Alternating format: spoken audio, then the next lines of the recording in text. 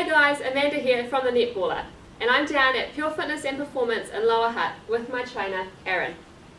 We're going through a 5-part series of key fitness and strength tips for netballers. This is video number 2, the toe touch progression. Take it away, Aaron.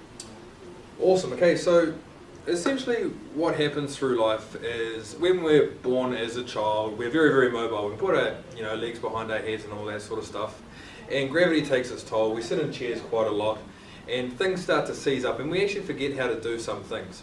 Touching our toes is one of them. Now, I'm not saying, you could probably go for a run, warm up your hamstrings and then touch your toes. I'm talking about when you're cold, just static. I want you to actually try this right now. Get up out of your seats, pause the video, try, put your feet together, and we'll get Amanda to do this as well, and come down and touch your toes, okay? So, as you can see, Amanda's a little bit far off.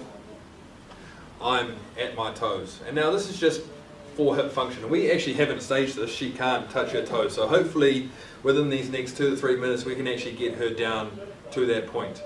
Now as far as netball goes, proper hip function just for everyday life, but for court aspects, so taking some pressure off the knees, getting the glutes and the abs involved.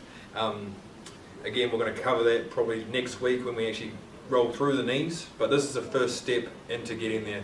You should have already watched our first video, gotten your breathing down pat by now, and this is the next step to obviously better mobility and function transferring through the netball game. So this is how you're going to do it. You don't need a weight plate. You can just grab like a book, something with a thick spine. Since we're here, I'm going to use one of these.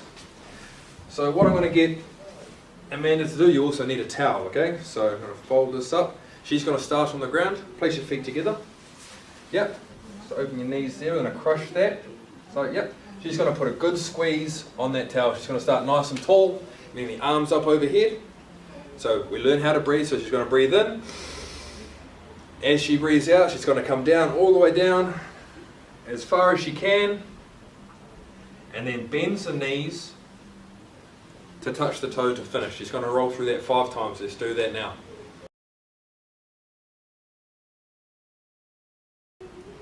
Okay, here's where it gets interesting. Now she's going to place her feet up on the weight plate, and where she'll be using a book or something of equivalent height. Again, the towel is between the knees.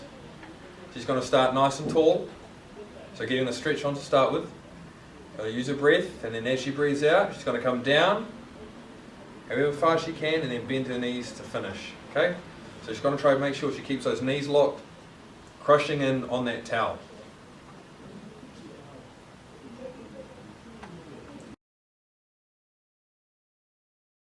Okay, toes up is done. Now what we're going to get her to do, I'll put the side on, is heels up on the plate. So now essentially I've made her a little bit taller. Again, the towel goes in between the knees, reach up nice and tall. She's going to bend forward, keep the legs straight, and then whatever she can't do, she's going to bend to touch her toes.